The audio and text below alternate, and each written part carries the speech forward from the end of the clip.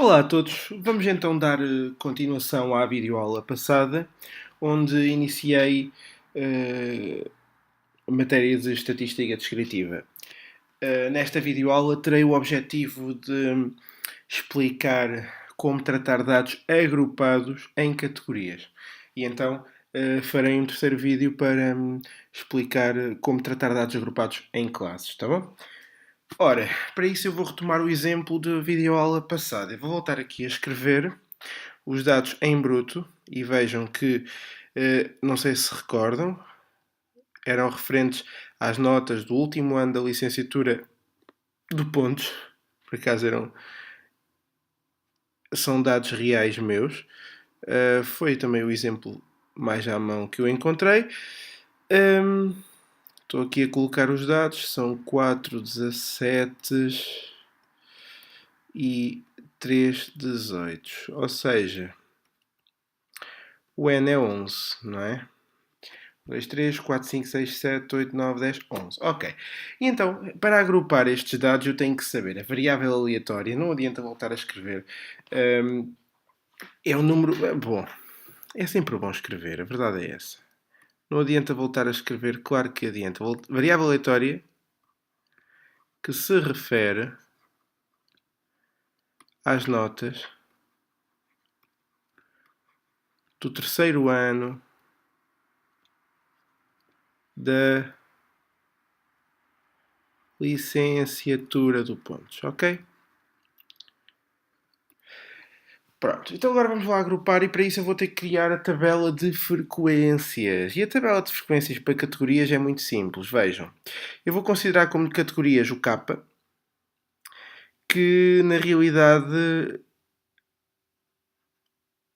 é o meu XI. Eu estava para colocar o K, eu quando uso K refiro-me ao número de categorias, mas o que cada categoria me dá é o XI, portanto eu coloco o XI.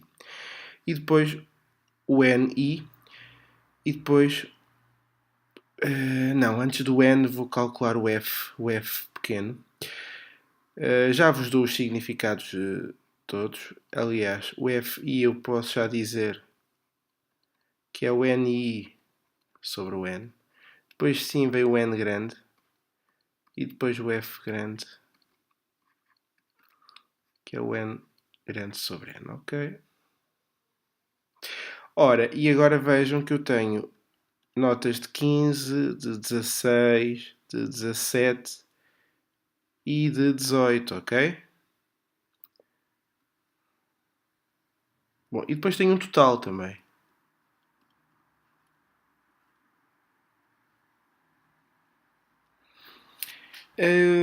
Vamos lá ver se esta tabela me sai bem. Não é fácil fazer estes tracinhos direitinhos. Daí eles não estarem direitinhos, não é? Mas tudo bem. Acho que mais do que o rigor do desenho interessa o rigor da explicação, tá? O total do N. Vamos ver. Quantas vezes eu tenho 15? Uma. Quantas vezes eu tenho 16? 3. E o 17? 4. E o 18? 3. Portanto, a soma disto tudo tem de dar 11, que é o meu N, tá? Então, e agora? Este FI, o que é? Chama-se, bom, e já agora o NI também. O XI são as observações, refere-se à variável. Portanto, este NI acaba por ser a frequência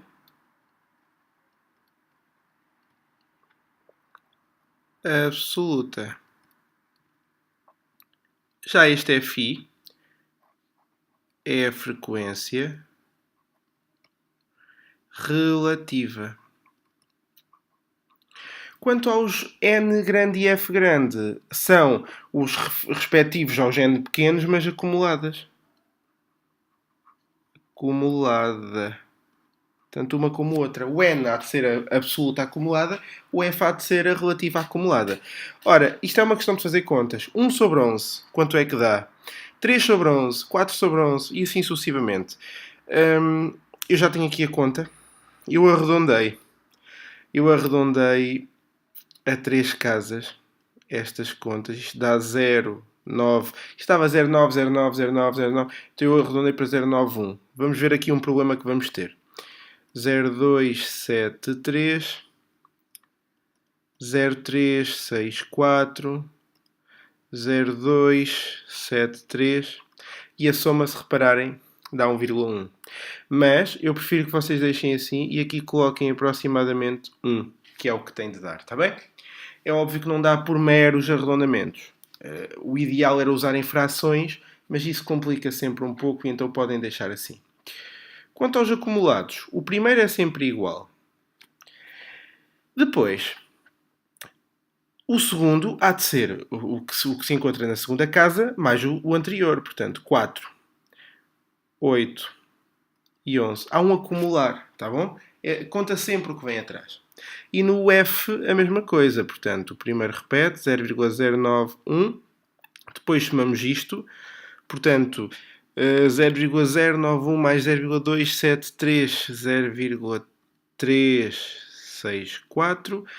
Some-lhe outra vez 0,364, dá 0,728. E agora este, lá está. Vai dar também aproximadamente 1. E é assim que vamos deixar ficar, tá bom? E esta é a chamada tabela de frequências. É muito importante. O que é que podemos retirar daqui? A frequência absoluta diz-nos o número de repetições que temos, o número de notas 15, o número de notas 16 valores, o número de notas 17 valores, o número de notas 18 valores. E o número total de notas que foram observadas. A frequência relativa diz-me o que há, a percentagem. Vejam, 9,1% das notas foram 15. 27,3% das notas foram 16. 36,4% das notas foram 17. E assim sucessivamente, tá bom? O acumulado é também importante, porque eu aqui posso interpretar que notas de 15 ou inferiores foram 1, notas de 16 ou inferiores 4, 3 16 e 1 15, notas de 17 ou inferior 8 e notas de 18 ou inferior 11. Reparem que isto é a definição do quantile. Quando eu interpreto o quantile, também interpreto assim. Aqui é a mesma coisa em percentagem, então vejam, e é muito importante. É muito importante porque eu vou-vos responder aos quantis agora de repente, querem ver? Antes mesmo de fazer a média. O quantil de 1/4 é ou não é o quantil de 25 por 100? 25%. Ora, 25%, se eu sei que 9,1% são 15 ou menos, é porque o 25% tem que estar aqui. Porque é 36,4% ou menos. E aqui não se refere à categoria do 16 valores. Então, o primeiro quartil, o quantil de... Peço desculpa que eu estou sempre aqui a carregar no botão indevidamente, ok? Ora, o primeiro quartil ou o quantil de 1/4 dá 16 valores por esta justificação. Então, e a mediana? É o quantil do meio que concordam que é o quantil de 50 por 100. Então, aqui não chega aos 50, mas chega nesta. Portanto, e esta não se refere à categoria 17. 17 valores. Então, e o quantil de 3/4? O quantil de 3/4 também compreendem que é o quantil de 75 por 100. Portanto, aqui não chega aos 75, está-se a referir a este. 18. E chegamos aos valores iguais aos que já tínhamos obtido na videoaula anterior, tá bom? Aliás, eu nestes exercícios vou já desleixar a componente da interpretação, porque foi tudo devidamente interpretado na videoaula passada. Eu aqui vou apenas mostrar-vos como aplicar fórmulas diferentes para obter o mesmo. E então este exercício que é igual, os valores vão dar os mesmos, vamos até acelerar um pouco, tá bom? Ora, vamos então avançar, já agora à moda, porque a moda pode ser dada aqui também. Está na cara que a moda é o 17. Porque o 15 repete-se uma vez, o 16 repete-se 3, o 17 4 e o 18 3. Portanto, a moda é 17, ok? Ora, vamos então avançar para quê? Bom, vamos avançar para o cálculo das medidas que faltam. Eu sei que já as temos na videoaula passada, mas a fórmula muda pelo facto dos dados estarem agrupados agora, tá bom? Por exemplo, a média passa a ser com uma fórmula diferente. O somatório do I1 até K igual a 4 do XI vezes o NI, tudo sobre N. E o que é que isto significa agora? significa que eu vou fazer uma espécie de média ponderada. Eu vou considerar o 15 e multiplicar pelo número de vezes que se repete, mais o 16 e multiplicar pelo número de vezes que se repete, mais o 17 e multiplicar pelo número de vezes que se repete, mais o 18 e multiplicar pelo número de vezes que se repete, tudo a dividir por 11, pelo total. Ou seja, este somatório tem que dar exatamente o mesmo de como fazendo os dados em bruto, porque os dados são iguais, e a média também tem que dar exatamente a mesma, 16,82 valores, ok? Já para saber o desvio padrão, eu tenho que chegar à variância primeiro, e a variância, a fórmula da variância muda um pouco. É 1 sobre n menos 1, até aqui é igual, vezes. Só que agora o somatório quadrático também muda, vai do i1 até k de xi quadrado vezes ni menos n vezes x barra ao quadrado. Ou seja, o que eu agora vou fazer neste somatório é considerar o meu xi, que é o 15, ao quadrado vezes 1, mais 16 ao quadrado vezes 3, mais 17 ao quadrado vezes 4, mais 18 ao quadrado vezes 3. Sempre assim. Tá bom? Este é o meu somatório todo. Pronto. E basicamente será 1 sobre, ora, 11 menos 1 dá 10, vezes. Este somatório quadrático dá 3, 1, 2, 1. Menos 11 vezes o 16,82 ao quadrado. E a variância dá 0,90. Já sabem que não se interpreta. Já o desvio padrão, como é a raiz quadrada da variância, que dá o 0,95, já se comenta. Já também vou colocar unidades, valores. E o comentário é sempre o mesmo. Reparem na média. O valor esperado, ou a média destes dados, ou então englobando no exercício, a média das notas do aluno no ano tal, da licenciatura tal, é 16,82 valores. Quanto à variância, não se comenta. Quanto ao desvio padrão, existe uma variabilidade de 0,95 valores em torno do valor esperado, que é a média, de 16,82 valores. E depois ainda podem completar. Assim é de esperar que o aluno tenha em média uma variação que vai do 15,80 e qualquer coisa até ao 17,80 e qualquer coisa.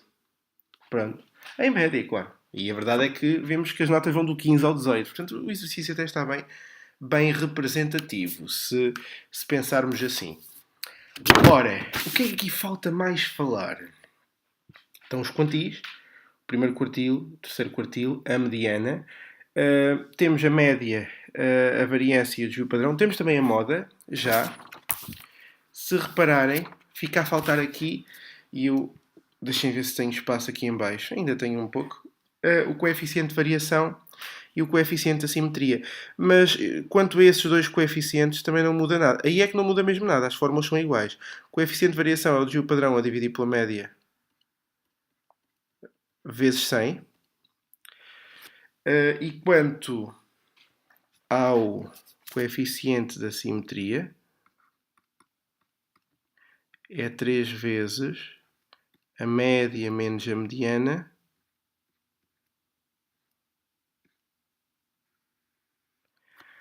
a dividir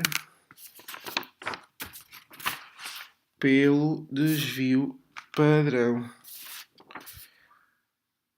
que está também apto a ser resolvido. Ora, ainda se lembram da videoaula passada quanto é que isto estava? Aqui é 0,95 a dividir por 16,82 vezes 100, 5,65%. E aqui é o 3 vezes 16,82 menos 17 a dividir por 0,95, ou seja, menos 0,57. Portanto, a conclusão depois era simples. Quanto ao coeficiente de variação, existe uma pequena dispersão dos dados, portanto a média representa bem os valores. Só quando passa aos 30% é que a média deixa de representar os valores. E já no coeficiente de assimetria, por não ser zero, os dados não se encontram simétricos, encontram-se regidos por uma distribuição assimétrica e é assimétrica para a esquerda, porque o valor deu negativo. Tá bom? Ok, então, posto isto, eu vou apenas limitar-me a representar os dados pela representação gráfica que melhor se adequa. Vejam que neste caso, que o exercício é o mesmo, não adianta representar o diagrama de extremos e quartis, porque está no vídeo passado, e é igual, porque vejam, o que é que muda? Muda a maneira de chegar aos quantis. A partir daqui, a forma é a mesma. E como os dados são os mesmos, o diagrama de extremos e quartis vai ser igual. Não adianta estar a repetir-me. Só que há outro tipo de dados, de gráfico para poder usar nestes dados. Como são dados agrupados em categorias, e eu vou já aproveitar para tirar uma nova página, eu posso representar estes dados por um gráfico de barras. Mas o gráfico de barras tem que ser da seguinte forma. Vejam. É um referencial normal,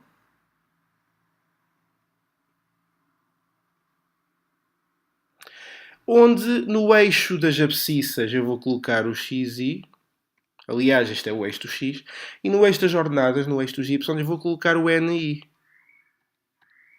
Pronto. A partir daqui, eu vou colocar os valores. Eu tenho aqui o espaço para o 15, para o 16, para o 17 e para o 18. Na realidade, estes gráficos devem até vir assim, para dar a entender que estamos aqui. Sim, para dar a entender que estamos a comer um passo, não é?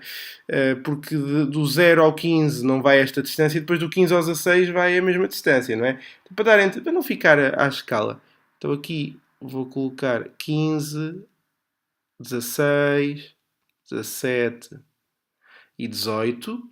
E no NI, lembrar-me, vou colocar aqui 1, 2, 3 e 4. E lembrar-me quais é que se repetem quantas vezes, né? Portanto, o 1 é para o 15, o 2 não é para nenhum, o 3 tanto é para o 16 como vai ser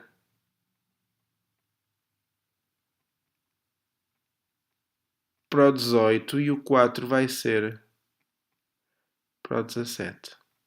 Pronto, e a partir daqui é representar umas barras minimamente representativas.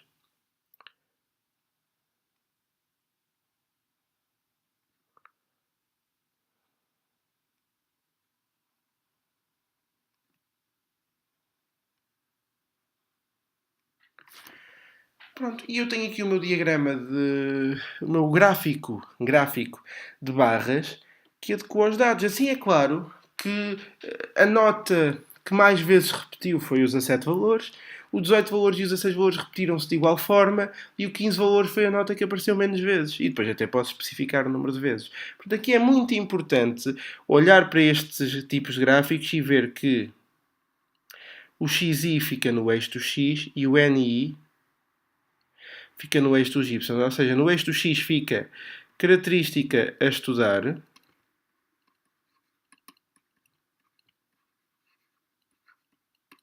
E no eixo dos y fica a frequência. Bom, podia ser a relativa, mas eu decidi colocar a absoluta. Tá bom?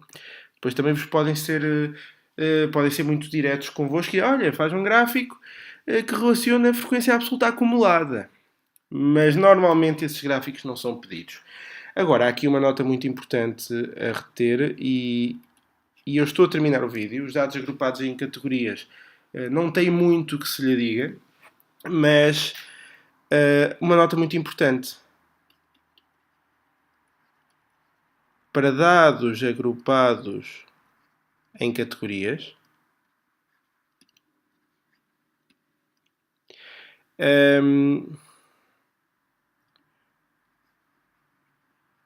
devemos sempre usar um gráfico de barras.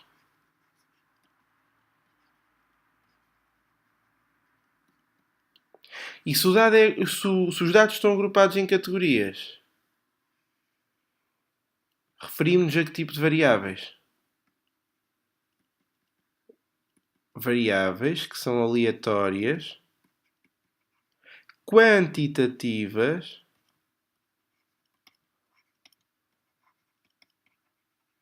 discretas. Tá bom? Muito importante. Se forem variáveis aleatórias quantitativas contínuas, então o tipo de gráfico já não é um gráfico de barra, já é um histograma. Mas quanto a isso, não perca o próximo vídeo, tá bom? Penso que o que queria abordar neste vídeo abordei. Acho que não restam dúvidas, portanto, espero ter ajudado, espero ter esclarecido e qualquer dúvida que apareça, já sabem, comuniquem, ok? Um forte abraço estatístico a todos. Adeus!